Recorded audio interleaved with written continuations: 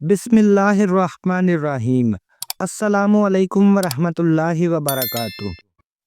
बेशक शैतान इंसान का खुला दुश्मन है।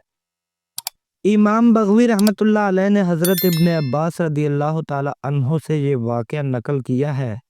फरमाते हैं कि बनी इसराइल में एक आबिद था जिसका नाम बरसीसा था। वो 70 साल से अल्लाह की इबादत कर रहा था। नमाज पढ़ने अपने हुजरा में दाखिल होता तो 10 दिन के बाद बाहर निकलता। रोज़ा रखता तो 10 दिन के बाद इफ्तार करता। शैतान लईन ने उसको गुमराह करना चाहा। कई दाव पेच किए लेकिन वो गुमराह ना हो सका।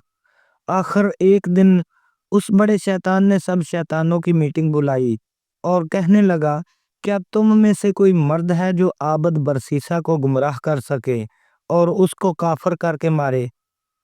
उनमें से एक शैतान जिसका नाम अबयज था कहने लगा, उसको गुमराह करना मेरे लिए मामूली बात है। उसने बरसीसा आबद को गुमराह करने का काम अपने जुम्मा लिया और वहां से रुखसत हुआ। आबद बरसीसा के पास जाकर थोड़े ही फासले पर अपना डेरा जमा लिया और रियाकाराना तौर पर इबादत में मसरूफ हो गया। अबयज 40 दिन के बाद नमाज रोजा से फारिग होता।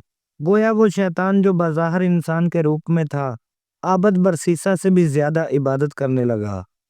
एक दिन ऐसा इत्तेफाक हुआ कि राहब बरसीसा को उसने बड़ी मोहब्बत से बुलाया, लेकिन बरसीसा ने कोई जवाब न दिया। जब बरसीसा ने अपने मामूल के मुताबिक 10 दिन के बाद नमाज रोजा से फारिग होकर बाहर निकल कर देखा तो वो शैतान अबयज हमतन इबादत में मसरूफ था। उसके दिल में अपने हम जिन्स होने के ख्याल से रहम आया और उसके साथ गुफ्तगू करने लगा। भाई माफ करना, मैं तेरी बात ना सुन सका। दरअसल मैं इबादत में मसरूफ था, इसलिए जवाब न दे सका।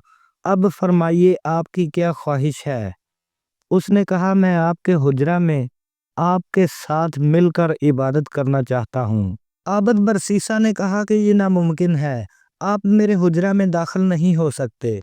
ये कहकर बरसीसा अपने हुजरा में दाखिल होकर इबादत में मशगूल हो गया और अबयज को अंदर आने की इजाज़त न दी। उसके बाद अबयज ने भी 40 रोज़ मजीद इबादत में गुजारने का फैसला किया। आबद बरसीसा 10 दिन के बाद नमाज रोज़ा से फारिग होकर बाहर निकला तो देखा वो शैतान अबयज हमतन इबादत में मसरूफ है। आबद बरसीसा ने अबयज की इबादत से मुतासर होकर उसको अपने हुजरा में दाखिल होने की इजाज़त दे दी। इस तरह शैतान अबयज ने आबद बरसीसा के साथ मिलकर 1 साल तक इबादत की। आखिर बरसीसा ने ये इतराफ़ किया कि आप इबादत में मुझसे बढ़कर हैं। कुछ अरसा मजीद गुजरने के बाद शैतान अबयज ने बरसीसा से कहा कि अब मैं अपने एक और दोस्त की तरफ जा रहा हूँ, क्योंकि मेरे पीरो मुर्शद का अमर ही इतना था जितना मैं यहाँ रह चुका। आबद बरसीसा ने कहा कि अब मेरा दिल आपकी जुदाई बर्दाश्त नहीं कर सकता। इकट्ठा रहने और मिलकर इबादत करने में बड़ा लुत्फ है। बेहतर है कि आप यहाँ से न जाएं। उसने कहा कि अब मैं यहाँ नहीं रुक सकता। आप थोड़ी इबादत करते हैं, जैसा मैंने सुना था वैसा देखा नहीं। अब मैं आपको जाते वक्त एक नसीहत करता हूँ कि महज इबादत में मशगूल रहना और लोगों को नफ़ा ना पहुँचाना ये कोई बड़ी नेकी नहीं। लोगों में बेहतर वो है जो दूसरे लोगों को नफ़ा पहुँचाए। मैं आपको एक वजीफ़ा बतलाता हूँ, जो भी बीमार आपके पास आए इस वजीफ़ा को पढ़कर दम करें, बीमार फौरन अच्छा हो जाएगा। और बरसीसा को वजीफा सिखाकर खुद वहां से रुखसत हो गया। लोगों के गले घूंटने लगा और जो भी उसके गला घूंटने से बीमार होता उसके पास इंसानी शक्ल में जाकर कहता कि तुम आबद बरसीसा के पास जाओ, वो तुम्हें दम करेगा और तुम सेहतमंद हो जाओगे। लोग बरसीसा के पास जाते और सेहतमंद हो जाते। एक दिन शैतान अबजज ने एक हसीनो जमील शहजादी का गला घूंटा। वो शहजादी नौउम्र और बहुत ही खूबसूरत थी। उसके 3 भाई और बाप फौत हो चुका था, जो अपने ज़माने का बादशाह था। अब हुकूमत की बागडोर उनके चचा के हाथ थी। शहजादी के भाइयों ने शहजादी का बहुत इलाज करवाया, लेकिन शहजादी सेहतमंद न हुई, बल्कि मर्ज रोज़ बरोज़ बढ़ता गया।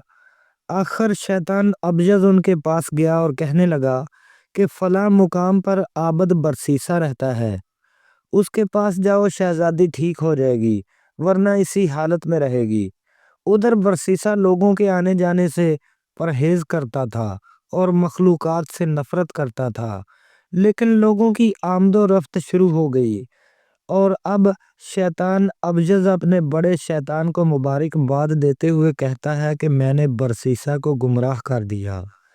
آخر ایک دن وہ لوگ بیمار شہزادی کو برسیسا کے پاس لائے اور اس پر دم کروایا، وہ تندرست ہو گئی۔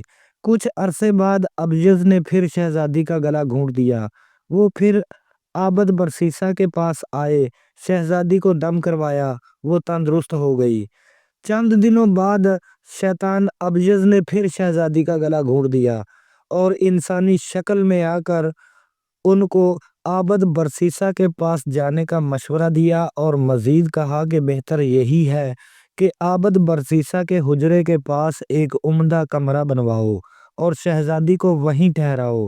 اگر عابد برسیسا کمرہ بنوانے سے انکار کرے تو تم ضرور بنواؤ، ورنہ شہزادی کی یہی حالت رہے گی۔ آخر ان کے پاس حکومت تھی، برسیسا کے منع کرنے کے باوجود انہوں نے برسیسا کے حجرے کے پاس ایک عالی شان گھر بنوایا اور شہزادی کو وہاں رکھا۔ شہزادی 10 دن ٹھیک رہی، پھر بیمار ہو جاتی۔ عابد برسیسا اپنے معمول کے مطابق 10 دن بعد عبادت سے فارغ ہو کر حجرہ سے نکلتا اور شہزادی کو دم کرتا۔ ایک دن عابد برسیسا کی نظر شہزادی پر جا پڑی، وہ بہت ہی حسین و جمیل تھی۔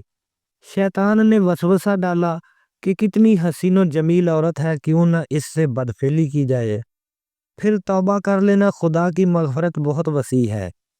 عابد برسیسا نے شیطان کا وسوسہ قبول کیا اور وہ شہزادی سے بدفعلی کرنے لگا۔